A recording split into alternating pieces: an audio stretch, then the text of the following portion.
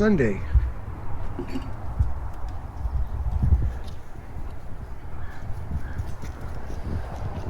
And it had 15 miles on it. It's got 51 now. Yeah, that looks pretty good. So that's what's going on there.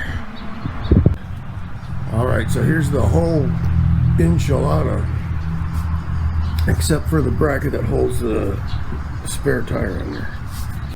Now I gotta program the switches themselves. Yeah. So the six function light bar only has 3 wires on it, and those are these 3 right here. Typical red, black, right? So yeah, it's gonna work.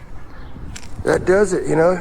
That 3rd wire, put it to switch number 3, set it to momentary, and the momentary will go through the 6 functions.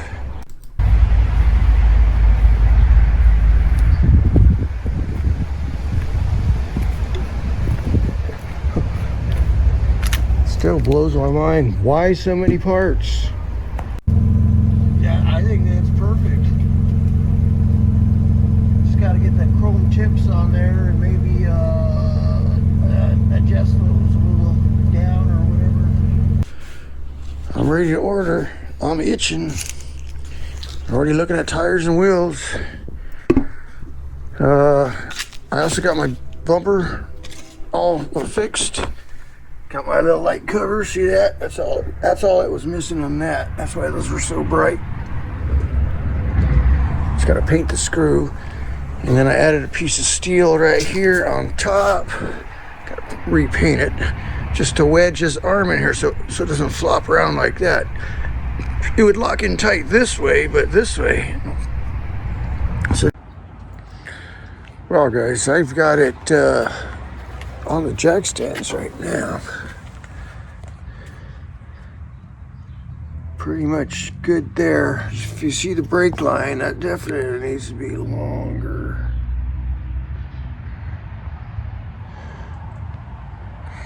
It does come with some brackets to move that silver bracket, I think, up a little. And I assume you just bend the bottom line so it goes up. That's not much. I'm thinking just 6-inch longer brake lines. I think I'll leave that off for now.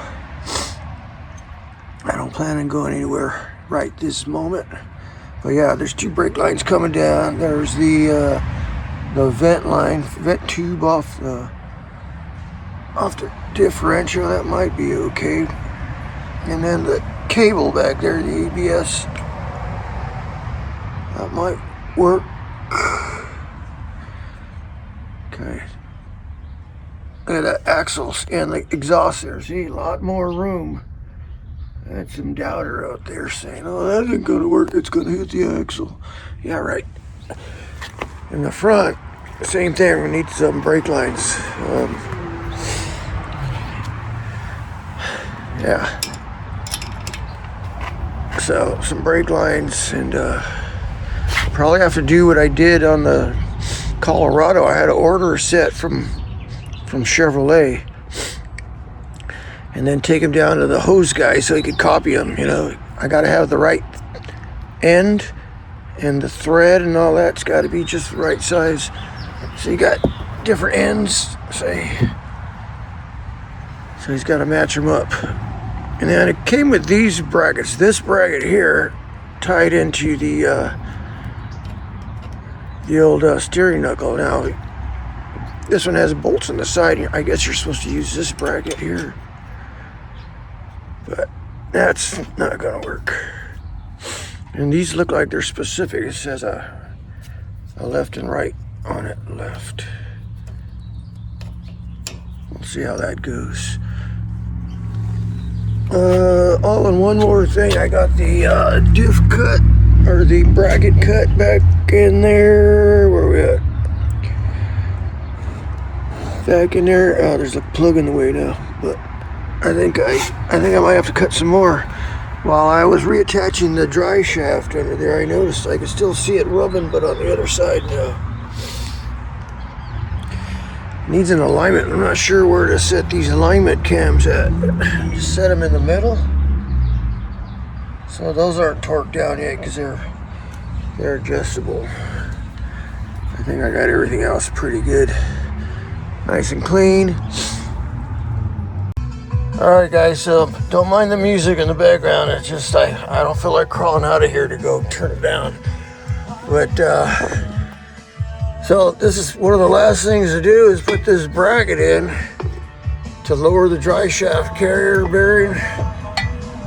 Alright. They give you the bracket and longer bolts, right? Hey, here's a problem there. That hole don't go all the way through. I guess I'm supposed to drill it myself, or is this, what is this here? Does it go like that? But even if it goes like that, there's no holes on the bottom.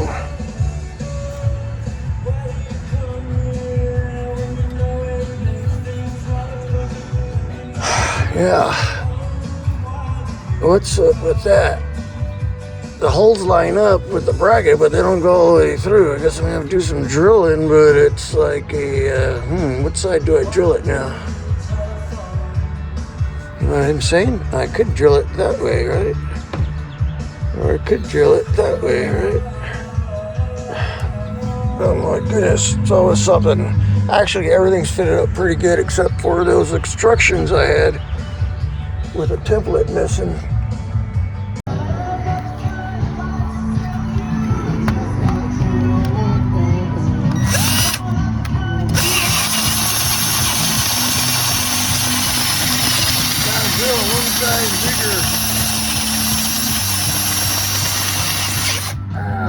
Let's see.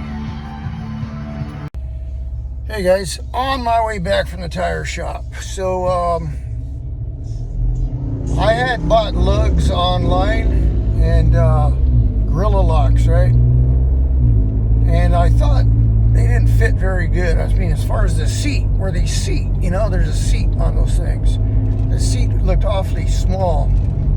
I mean, they tightened up and everything. So at the tire shop, I told the guy, check that out, because I didn't like the way those were fitting. So yeah, now he took those off and he put some regular lug nuts that have a bigger seat on them. They're not the locking kind, but I trust those more, that they're fitting right, fitting proper. There's more contact area in the seat. So the wheels are balanced. It cost me $80. Wheel alignment this morning over at Bear Framing Wheel, $100.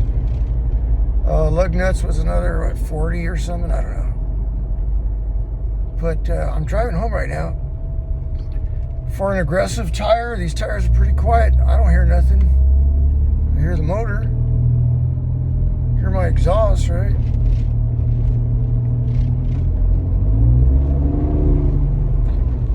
As fast as I can go here. Freaking traffic. But I'm on my way home. Everything's feeling good.